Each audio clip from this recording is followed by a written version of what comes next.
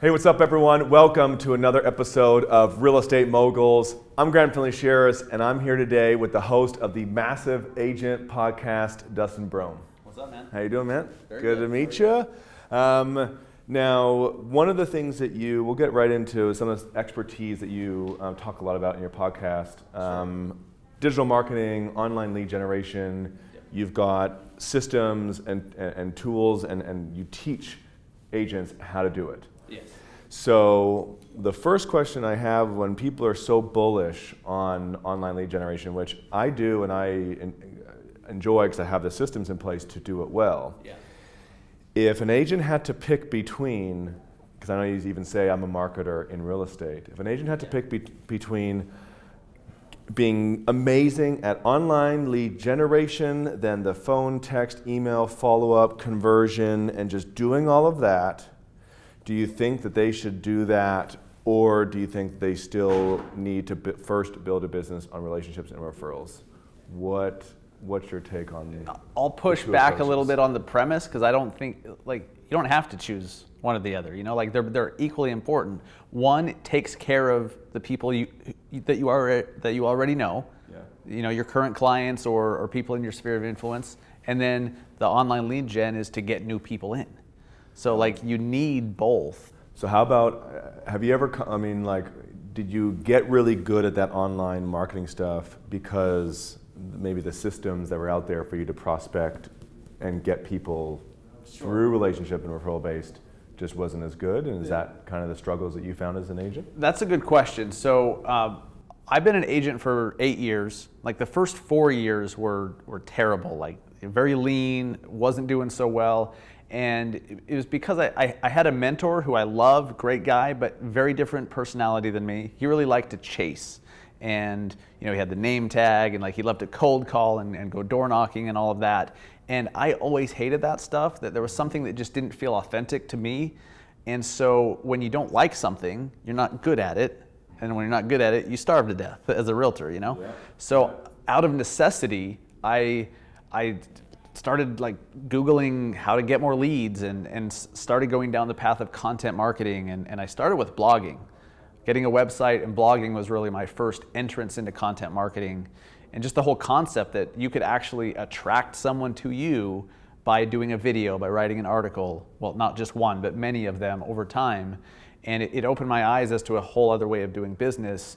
And so, naturally part of that content marketing was also learning how to promote it, which brought me to Facebook ads. And then once I started learning Facebook ads, I realized how powerful they are to get new leads in the door. And so, I think more or less I enjoyed doing that stuff. So I'm one of those people that really thinks you need to be honest with yourself about what you're good at, what you like doing, and then do something that you like doing. You don't have to podcast if you hate talking. You don't have to blog if you hate writing. There's something for everybody. I just feel like you have to do what you're good at and what you're going to like doing long term, because you can't win unless you do something consistently for long enough. And so I really got going down the road of online lead gen just out of necessity. Yeah. Now, I've heard some speakers in the industry talk about creating content, whether it be blog or video. Yep. And they're on the stages, they're speaking, they're influencers and stuff. And I heard them say, I never spend money to promote my content. What do you agree, or do you think if it works without spending money, why would you not want to spend money on it and make it work faster? I'm more in that boat. You don't have to spend money to promote your content. There's some great ways to organically get your name and your brand and your content out there. LinkedIn right now is huge for organic reach. LinkedIn's probably the best platform for getting organic reach, especially on video. But Facebook, Instagram stories, you don't have to boost your content. Now, if you have good content, why wouldn't you put $50 behind it and have a bunch more people see it? I understand where they're I don't need to, but if you did, you'd get a hell of a lot more people seeing it and you'd grow faster and have more business. So I don't understand why you wouldn't.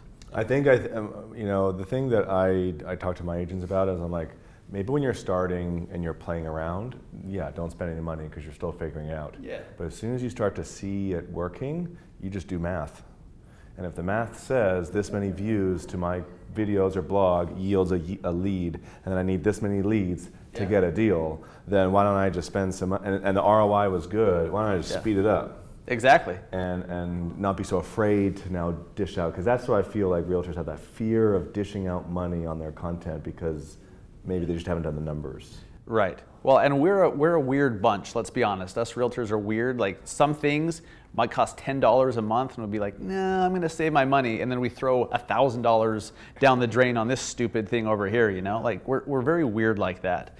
But, you know, if you don't have a budget, if you're just starting out, or if you're in one of those periods where you're struggling and $50 means like getting groceries or not, don't put that money behind content. Learn how to organically get your content out there. There's so many different ways to get organic reach on your content. But if you do have some budget, and if you put out a piece that, and you know when you put out a great video, you know when you put out a great Facebook post, because you get the reaction quickly and you can tell. That's what you want to put the money behind to amplify. You don't just put money behind everything, because then you're just throwing money away. When you get one of those great pieces of content, even if it's $20, $50, whatever, if it's doing well, make it do really well by putting some money behind it. I don't know why you wouldn't, if you have a budget. Let's talk about your tech stack and your setup for executing a lead generation system, because it's not just buy leads. Nope. You've got to have a proper system to get them into your CRM. A CRM, you've got to have proper text follow-up, email follow-up, campaigns after to stay in touch and add more value. Walk me through, I mean, you got to find a way to do it in a short period of time, but without going too deep into the learnings, because that could be hours of learning. Yeah. Walk me through some of the software and technology that you use to do all those different things. Sure. So I do not buy leads through Zillow or Realtor or anything like that. I run Facebook ads. Mark Zuckerberg. Yeah. Exactly. Yeah, he gets some of my money for sure. Yeah. He makes us a lot of money. He does. Yeah. He absolutely does. Thank you, Mark Zuckerberg. Yeah, you have to take the time to learn how to do Facebook ads right, but once you do, like, my hell. So Facebook ads, then the leads come in, and I have Zapier send them over to Agentology. I have Agentology, who's like an inside sales agent company. They respond within 5 minutes, guaranteed, 24/7, 365. They do it. Okay. Human beings in the United States will make a phone call, a text, and or an email. How much for that service? It depends. I mean, it usually ends up being like $6 a lead-ish. Yeah. And the conversion skyrockets. They do a great job because, first off, if it's 3 a.m, someone responds. They'll make an actual phone call if the phone number is valid, you know, and they have data from doing this for agents all around the country of what's working. Like, if you say this phrase, it performs better than this phrase, or this text works better than this one, or put a misspelling, a little typo in your text, and then it seems more authentic and it converts better. Like, they test that stuff. And I don't have to hire someone as an ISA. You know, I don't need to have an employee. I don't need to worry about them sleeping and not being able to respond to the 3 a.m. lead. So Agentology is great. I mean, you need a little bit of a budget for it, but it's so worth it. Agentology, they do the initial lead response. Once they've exhausted a few days or 7 days of really hitting them hard with some responses, then it goes to a longer term drip campaign in my CRM, and I use Wise Agent for that, where I have I have like a 3-year drip setup where, you know, it's not every week. Who created it? I did. Yeah, I mean, I took some pieces from stuff that I found online and, you know, tweaked it a little bit. All the emails? Yeah. I just, you know, made it my own, made them simple and not too long and wordy. Just stuff like, hey, are you still looking to buy a house? Like, just that. Mm-hmm. And then so Agentology, it goes to the Wise Agent CRM. They kind of take over after Agentology, and then we drip on them for 3 years. And why 3 years? You never know when somebody's going to convert. You know, you don't want to give up. And I need to continue building on that, make it 4 years, 5 years. You don't want to hit them up every week for that long. But I believe that as long as you're not really pestering people, you have to remember they opted in. They wanted whatever it was you were offering, right? Otherwise, they never would have given you their information. So they're going to tell you they're not interested. They're going to tell you they're just looking. And they might just be looking, right? But they are interested at some point in buying or selling a home. So you have to remember that, and then you just have to be persistent for long enough. And some people, it might take 2 years, it might take 5 years, but once you set it up, it drips on them over time, and otherwise they just fall through the cracks, and then, Cool. Anything else in your workflows and systems you have? Any other tools? Or does that wrap it up? That's pretty much it. And what I'll try to do, if I'm available when the lead comes in, I will record a quick video on my phone and text it to them. Just a quick little, hey, it's Dustin, thanks for checking out the website, or, the list of homes, whatever. I just do a quick little thing, and then just say I wanted to introduce myself, and then I send it. Just to make that personal touch right off the bat. Other than that, that's my system. Cool. Now, one of the topics you talked about, which is trending and upcoming, and so I wanted you to get your take on, realistically, is this a little early, and as a marketer, you're playing around and you're not really expecting anything, and so other agents can kind of sit in the sidelines and wait for the early innovators to get in, or do they really need to get started? And that is flash briefings. That's voice, that's Alexa flash briefings, those skills. Talk to me about why you're doing it, what you're doing, and if agents need to start doing this now, or can they just start understanding it now and maybe doing it later? So first off, yes, I think agents and loan officers and anyone in business of any sort should be jumping in now. I don't know if flash briefings are going to be big 6 months from now, 6 years from now. I don't know. But in the meantime, you're basically planting a flag and saying, this is my property and I'm going to own my city for, if somebody types in Salt Lake City flash briefing or Austin, Texas into the Alexa thing, you could have 1,000 episodes already under your belt, and then you're picking up reviews, you're picking up audience, and it just grows. So with a podcast, if you have a show or a podcast, or you started blogging or anything, don't you wish you did it sooner? So, like YouTube, if you could go back and start a YouTube channel 5 years ago and do it consistently, wouldn't you? Mm-hmm. We all would. It's one of those things. Sure, I just believe that you should do that as early as possible, because voice marketing is happening. I don't know when it's really going to take off, and it might not even be flash briefings that take off. It might be something that Amazon hasn't come out with yet. But it's practice in the meantime. You're building an audience, you're practicing, you're getting good at it, you're establishing yourself online with that, and it's something you can leverage in a listing presentation. If you can go to your seller and say, hey, I have this flash briefing here locally, so if you list with us, we'll actually advertise it on Alexa. No one does that. And the sellers are like, whoa, my house will be on Alexa? And I mean, you could have 3 listeners, but to them, it's like you're doing something that others don't. It's a tangible, I heard something I have not heard from other agents. I don't know the value of it, but I know that you're actually doing things that are different, and that sounds intelligent. 100%. So tell me, what is what is in your flash briefing? So mine is for agents and loan officers. It's called the Massive Agent Minute. It is a supplement or a spin-off of my Massive Agent podcast. My podcast is once a week, and I wanted to stay in touch with people daily. So I just do 1 to 3 minutes every single day, 7 days a week. It could be just a story of something. It could be I could be talking about a transaction, something that came up in a transaction, or local news, local events, something that if you're doing it as a local agent. Oh, absolutely. If you're doing a local show, definitely don't talk about real estate, hardly ever. Talk about the new bar that just opened. Talk about how you went sledding at this, you got to check out this sledding hill on this side of town. The kids love it, blah, blah, blah, right? I went to this new museum and they have half off on Tuesday for kids under 12. That stuff is what people are going to continue to tune in for. They're not going to continue to tune in for market updates or for tips on selling a house.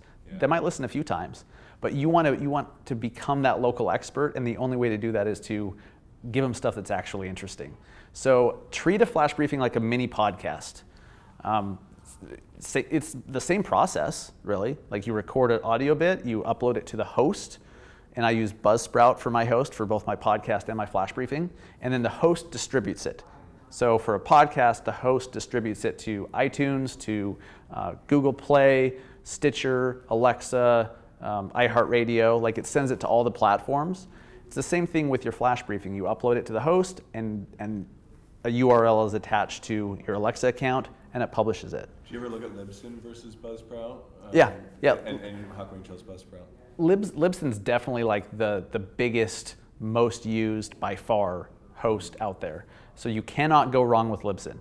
I chose Buzzsprout off a recommendation from Pat Flynn, host of the Smart Passive Income podcast. He uses Buzzsprout for his Ask Pat show.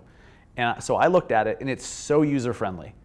Libsyn's not user-friendly. It's outdated. Ooh, it's gross. Yeah. I use it. It's gross. It works. It works. But Buzzsprout also works, and it's very user-friendly. And I think for 99% of people out there, it's more than sufficient. It does all the same stuff. Let's talk about the podcast.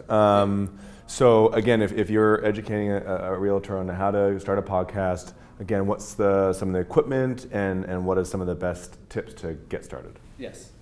Don't overthink it, because you could literally just record into the voice notes on your iPhone and upload that to your host, and that's your show. Like, it could be that simple. In fact, Russell Brunson, the founder of ClickFunnels, his podcast, Marketing Secrets, he records driving to and from the office on his iPhone. You can hear the cars in the background, like honking, and but it's great stuff. So it's all about the content. It's not about the production value. Not really. I mean, you don't want it to be too chaotic, but you don't need a $1,000 microphone. You don't need a recording studio with foam egg crate all around.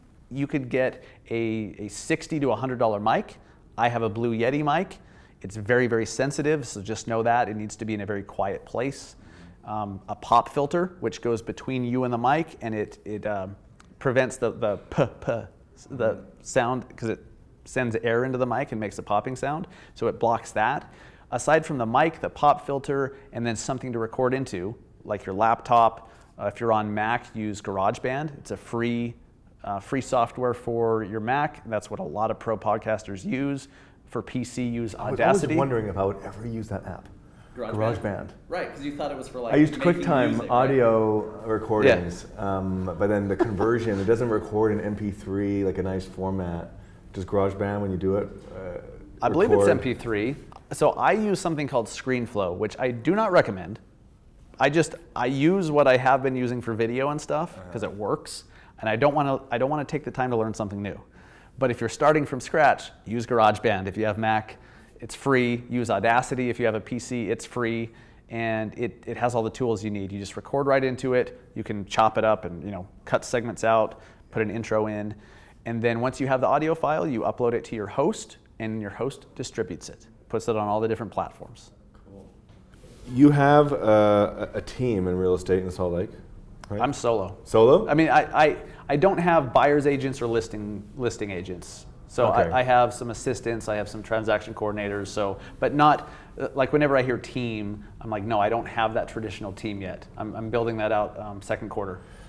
Well, you have a good sized business, you do well, and then you do all this content stuff. Yep. Describe how you manage and how you think through how to manage all these activities, because a lot of agents say, I don't have time. Right. So what would you say to an agent who says, I don't have time to do that podcast, I don't have time to do that YouTube show, I don't have time to do that Alexa Fresh briefing and create content? Yeah. It's a great question, it's an important question, and it's tough to answer because it's a personal thing. Like when somebody says they don't have time, they're either just not being honest, like they probably waste a lot of time, or they legitimately don't have time and it would cut out of family time if they were to add something else. But I think if you prioritize something and make it important to you, you will find time for it. You will cut out some of the stuff that isn't as important. So I've had to get good at prioritizing. To be honest, it's still chaotic. Like I use my notes on my iPhone and my Mac because they sync together as kind of like a running to-do list. I use Trello to kind of organize thoughts and ideas for different things, and my calendar. And I just do my best every day to figure out what the top priority is and bust that out first and then go to the next one. And while saying, okay, well now I have 10 minutes, so I'm going to go respond to my LinkedIn notifications, or now I'm going to go do an Instagram post or whatever. And I just do my best, and I'm really not the best example for time management. I think I'm driven enough that I just make myself do it, and I'm constantly trying to make the most of my time every second of the day. So like as I'm walking around Inman, I'm down looking at my phone like a jackass, but I'm working. I'm trying to do as much as I can. So I would challenge you that if you buy into what we're saying about content marketing and stuff, and you want to do a podcast, if you see the value in that, make time for it. Like an hour a week. It's not a very time-intensive thing. You don't have to do the editing yourself. You could just record straight and not edit it, and then it's much quicker too. So make the time for what's important, and make sure that you're not just working in your business, but you're working on building your business. Final thing is we have investors who watch this show and listen in, Nice. and they're thinking about, what do I invest in? Prop tech and real estate is a growing space. There's so much money. There was a stat that said 5 years ago, $30 million was being put into the industry. Now there's $19 billion Sounds right. a year. Yeah. And they're like, and it's not stopping because it's the biggest industry out there. So when you think about the technologies and the companies that are winning and they should be looking at, and which ones are the losers that you don't think will win in this space? Sure. What comes to mind? I'm not up on like a lot of the newer startups and everything, but I'm very well aware of Open Door. Open Door has a crap load of money, hundreds of millions from my understanding, and they're trying to do an end around the agent. Pay attention to that. Like they have the money and the means to do it if they can pull it off. And if they don't, they might inspire someone who sees them doing it. Someone else sees, oh, there's a better way to do it, and then they do it. So like this isn't changing anytime soon. I think Open Doors should definitely be looked at. Amazon is the company that I think has the most power and could easily change everything overnight if they wanted to. We know they have a real estate division. We know they have a mortgage division. We know Facebook has a real estate division. So like, it is crazy. Facebook could be the MLS. Like they kind of already are. We all put our listings on Facebook. Yeah. So they're almost the de facto MLS. They could just come out with something where they're like, we're the nationwide MLS. And they have a perpetual license, if you look at the terms of policy, to scrape that data, repurpose it, and it's now theirs because they've now changed the format and pump it out. You can, Yep. I do that as a company, so I know what can be done. Right. People put content somewhere. Right. And everyone is putting it. It's a very good point. Everyone is putting all their listing data on Facebook. It's already there. And they can pull it out in a heartbeat. And then Amazon has shown that they are totally willing to take a loss or break even in the short term to gain market share long term. So, and they have a crap load of cash. So why couldn't they come in and buy Redfin? Like a few $1 billion is nothing. Like they could buy Redfin and say, hey, we're going to sell your house for free, get your mortgage through us, and all the other products and services they offer, furniture and moving, like whatever else, and they make their money elsewhere. Who wouldn't sell their house with Amazon? Yeah. Obviously some people are going to want the more white glove service, and I get it. I'm not saying that agents don't have value, but the perception when someone like Amazon could come in and say, we'll sell your house for free, that's going to take a big chunk out of our business overnight. So don't sleep on the big boys. And then I think the companies that are figuring out ways to make the process quicker, cheaper, more efficient, whether agents are involved or not, with blockchain, pay attention to them as well. And I'm not up on specific companies, but I know that there's some really, really promising and interesting stuff out there with blockchain. Cool. It's coming.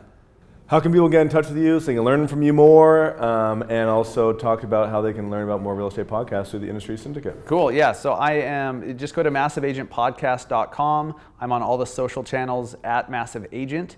And so the Industry Syndicate is a collaborative of other real estate and mortgage and real estate industry shows. Existing shows, podcasts, flash briefings, Facebook Live shows, YouTubers. And something I get asked all the time is, how can I find more podcasts like yours? Because most people, once they start listening to shows, they don't listen to just one. So they listen to my Massive Agent podcast and they're like, what are some other ones? So like I have to recommend it. But as you and I were talking about before, it's really hard to find and discover new shows. So we're creating a central place where real estate pros can go and find similar shows that are like-minded, that are cutting edge, that aren't, the old the old school way of thinking, but new school, all in one spot. We have an app coming out here in a few weeks. Right now it's just industrysyndicate.com. Go check out the shows that have announced that they've linked arms with us, and we have some exclusive content coming soon as well. Thanks so much for coming on the show. You bet. Thank you. As always, if you have not subscribed and you want to be great at real estate, then subscribe to the show so you can learn more from real estate moguls like Dustin. Thanks, man. Appreciate it.